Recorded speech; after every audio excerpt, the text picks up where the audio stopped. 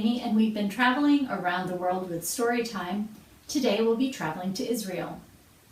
Let's look at our map. Here we are in the United States, and over here is Israel. Israel is a small country near Egypt, Saudi Arabia, Jordan, Lebanon, and Syria.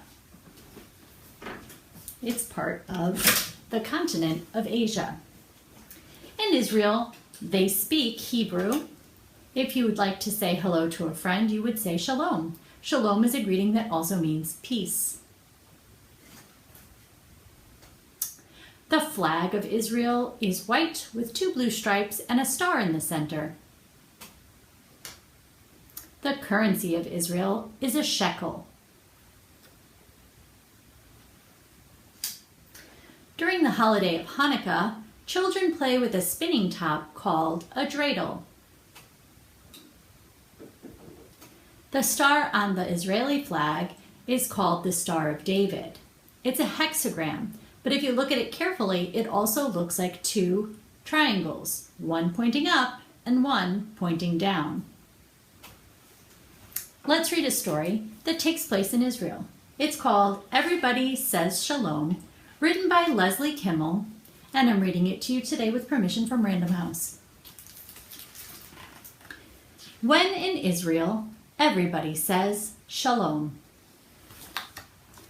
Going out or coming home, right to left and left to right. In the morning,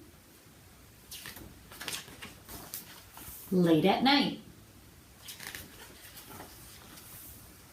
With a tune, on a dune, eating yogurt with a spoon. Everybody says Shalom in a shuk, a market, or a catacomb, 2 by 2 in the zoo, viewing tiny tiles of blue, munching dates, lifting crates, while exploring ancient gates. Everybody says Shalom, passing by a golden dome, gazing, grazing, fishing, wishing, floating, boating, haying, praying. Everybody says Shalom, Shalom Israel, heading home. The end.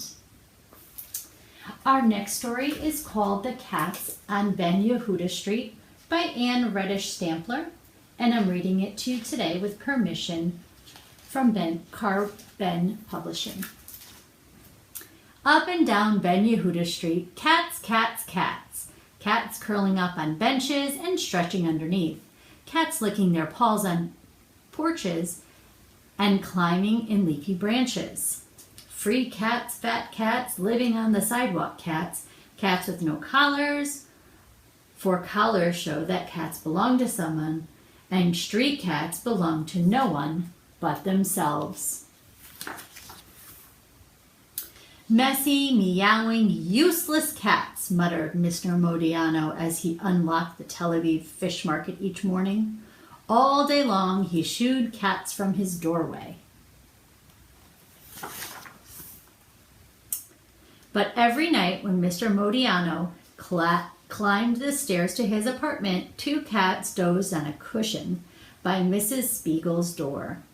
Your cats bring more cats, he pointed out at Ketzi, Mrs. Spiegel's little gray cat with a pink collar lying on a pillow next to Gatito, a fluffy white cat with no collar at all.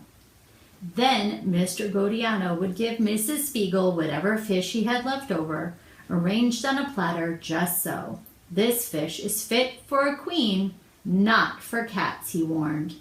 Thank you, Mrs. Spiegel said. And would you maybe like to come in for a little tea? But Mr. Modiano always said no. Lo, lo, lo. As soon as Mr. Modiano closed his door, Mrs. Spiegel put the fish into a bowl for the two cats to share. But the apartment building rule said just one cat, so after dinner, only Ketsi could come inside. Mrs. Spiegel liked the way Ketsi helped her knit and the way Ketsi kept her company in the kitchen. She liked it when Ketsi licked her face to wake her up in the morning. She liked the way Ketsi was always there.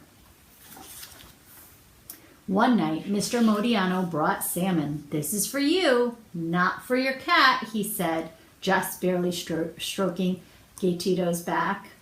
"Thank you," Mrs. Spiegel said. "Would you like to maybe come in for a little tea?" Mr. Modiano always said, "No, lo." The next night, Mr. Modiano brought a plate of pickled herring. "I almost tripped on this wild animal," he muttered, just barely tickling Gatito's tail. "A nice cat like this would keep you company," Mrs. Spiegel told him. "Company?" Mr. Modiano frowned. "What does an old man need with a messy, meowing company?" "Well, would you like to maybe come in for a little tea?" she asked. Mr. Modiano always said no. Lo. Every morning, Mrs. Spiegel walked to the beach with Ketsi to breathe in the salty smell of the Mediterranean Sea. As soon as they neared the waves, Ketsi ran home. She didn't like to be too close to the water. When Ketsi got home from the beach, she and Gatito waited on the porch for Mrs. Spiegel to return, until one day when Ketsi wasn't there. "Where is Ketsi?" asked Mrs. Spiegel. Gatito's nose was poking through the railing as if he was looking for Ketsi too. Mrs. Spiegel clomped downstairs. She searched up and down Ben Yehuda Street, between the buildings and under the tables at the sidewalk cafe. She asked everyone she met, "Have you seen my Ketsi?" Everyone had seen plump cats and skinny cats, spotted cats and striped cats, but no little gray cat with a pink collar. Everybody pointed to wrong-sized, wrong-colored, wrong-faced cats. Mrs. Spiegel dragged her sad self home. Mr. Modiano was leaning out the door of the fish palace, shooing away cats. "What's wrong, silly Gatito?" he said. "He isn't silly," Mrs. Spiegel said. "Ketsi is gone." "Cat," said Mr. Modiano. "Maybe she ran away." Mrs. Spiegel burst into tears and clomped up to her apartment. She tried to eat, but she wasn't hungry. She tried to knit, but without Ketsi in her lap, she couldn't. When Mr. Modiano came by, she did not invite him in for tea. "I know you have a low opinion of cats," she said, "but my Ketsi would never run away. If not for something terrible happening, my Ketsi would come back." Mr. Modiano left quietly. Then a most unusual thing happened. Mrs. Spiegel heard the noisy putt-putting of a motor scooter in the alley. There, Mr. Modiano perched on the back of his scooter. "Don't worry," he called up to Mrs. Spiegel. "Huh," Mrs. Spiegel muttered, as if she would worry about a cat-hating man like Mr. Modiano. Mrs. Spiegel paced up and down in her apartment. She thought about going to bed, but the idea of waking up without Ketsi there to lick her face made her cry. Long after midnight, she heard putt-putting in the alley. Outside on the porch, Gatito meowed, and then there was more meowing. Mrs. Spiegel ran down the stairs. Mr. Modiano held a little gray cat with a pink collar, her front legs sticking straight out in a stiff white cast.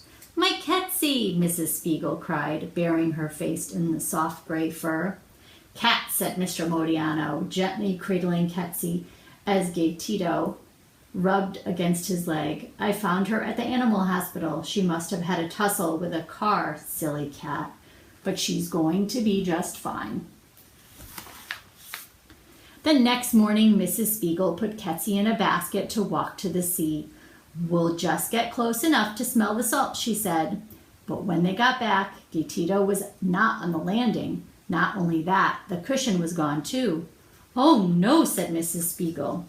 Just then, Mr. Modiano opened his door. Sitting neatly on the cushion in the middle of the living room, just so, was a fluffy white cat with a new blue collar, Gitito.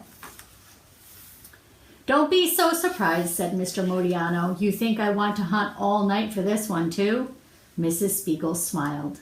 "Mrs. Modiano," she said, "would you like to come in for a little tea?" Mr. Modiano said, "No, lo. Then he opened his door even wider and he smiled too. "But maybe I could make a cup of tea for you," he said, "and a saucer of milk for your cat." The end. I hope you enjoyed visiting Israel, and we'll travel to another country the next time.